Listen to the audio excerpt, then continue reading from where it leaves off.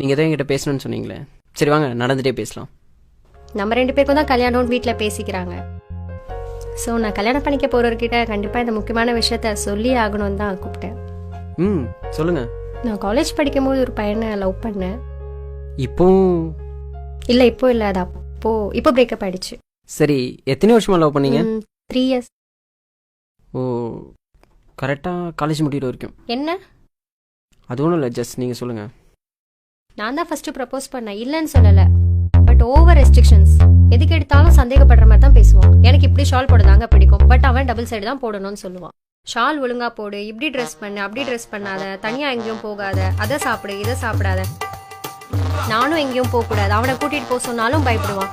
இவனோட பேசு, அவனோட பேசாத, ஏன் ஃபேஸ்புக் போகக்கூடாதுங்க, அப்படியே போனாலும் ஃபோட்டோ அப்லோட் பண்ணக்கூடாதுங்க, இன்க்ளூடிங் லெகின்ஸ் டிஷர்ட் கூட போடக்கூடாதுங்க. மொத்தத்தில் 3 வருஷமும் சண்டை சண்டை சண்டை தாங்க. அதாங்க பிடிக்கல. இனிமேலாவது என் லைஃப் எனக்கு பிடிச்ச மாதிரியும் எங்கள் அப்பா அம்மாவுக்கு பிடிச்ச மாதிரியும் இருக்கணும்னு நினைக்கிறேங்க. பா, உண்மையிலே சூப்பருங்க. என்கிட்ட, அதாவது உங்கள் லைஃப் பார்ட்னர்கிட்ட இதை பற்றி சொல்லணும்னு நினச்சிது. இதை நீங்கள் என்கிட்ட சொல்லாமல் மறைச்சிருந்துருக்கலாம். பட் லைஃப் ஃபுல்லாக என்கிட்ட மறைச்சிட்டனோ, நான் உண்மையாக இல்லைன்னு நினச்சி ஃபீல் பண்ணிகிட்டே இருந்திருப்பீங்க. அப்படி தானே? இதை சொல்லிட்டா மட்டும் நம்ம ஃப்யூச்சரில் சந்தோஷமாக இருந்துட முடியுமா? இது ஏன் சொல்கிறேன்னா, அவரை விட்டுட்டு வந்த மாதிரி என்னையும் விட்டுட்டு போயிட்டீங்கன்னா, நான் என்ன சொல்ல வரேன்னா, அவர் சொன்ன விஷயங்கள்லாம் நானும் சொன்னால் என்ன செய்வீங்க? அவர் சொன்ன எல்லா விஷயங்களுமே உங்களுக்கு ரெஸ்ட்ரிக்ஷனாக மட்டும் தான் தெரியும். ஏன்னா நீங்கள் ஒரு பொண்ணு. ஒரு பையனை அதுக்கு பின்னாடி எவ்வளோ ரீசன்ஸ் இருக்குன்றது எனக்கு தாங்க தெரியும்.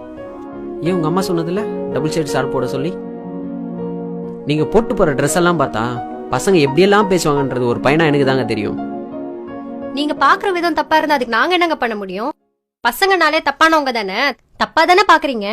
பசங்களே தப்பானவங்கன்னா அப்புறம் ஏங்க அவங்கள லவ் பண்ணுறீங்க, ஏங்க கல்யாணம் பண்ணிக்கணும்னு ஆசைப்படுறீங்க?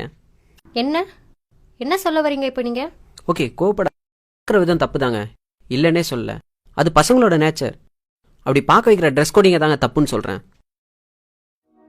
கண்டிப்பாக நீங்கள் டிஷர்ட்டோ லெகின்ஸோ போட்டு போனீங்கன்னா பார்க்குறவங்கலாம் நல்ல ஃபிகர்னு தாங்க சொல்லுவாங்க. ஏன், நான் கூட சொல்லுவேன். பட் நல்ல பொண்ணுன்னு யாராவது சொல்லுவாங்களா? பொண்ணுங்களுக்குன்னு ஒரு ரெஸ்பெக்ட் இருக்குங்க, அதை நீங்கள் புரிஞ்சிக்கவே மாட்டேங்கிறீங்க. இப்போ கூட அவரை பிடிக்கலன்னு என்கிட்ட எதுவுமே நீங்கள் சொல்லலை. அவர் சொன்ன அட்வைஸை தான் நீங்கள் பிடிக்கலன்னு சொல்கிறீங்க. ஆர்கியூ பண்ணால் போய்கிட்டே தாங்க இருக்கும். லாஸ்ட்டாக ஒன்று மட்டும் சொல்லிக்கிறேன்.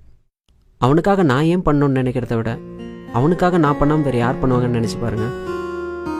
லவ் உண்மையிலே சூப்பராக இருக்குங்க. எல்லாமே சொல்லியாச்சுன்னு நினைக்கிறேன். நீங்கள் கிளம்புங்க. பாய்.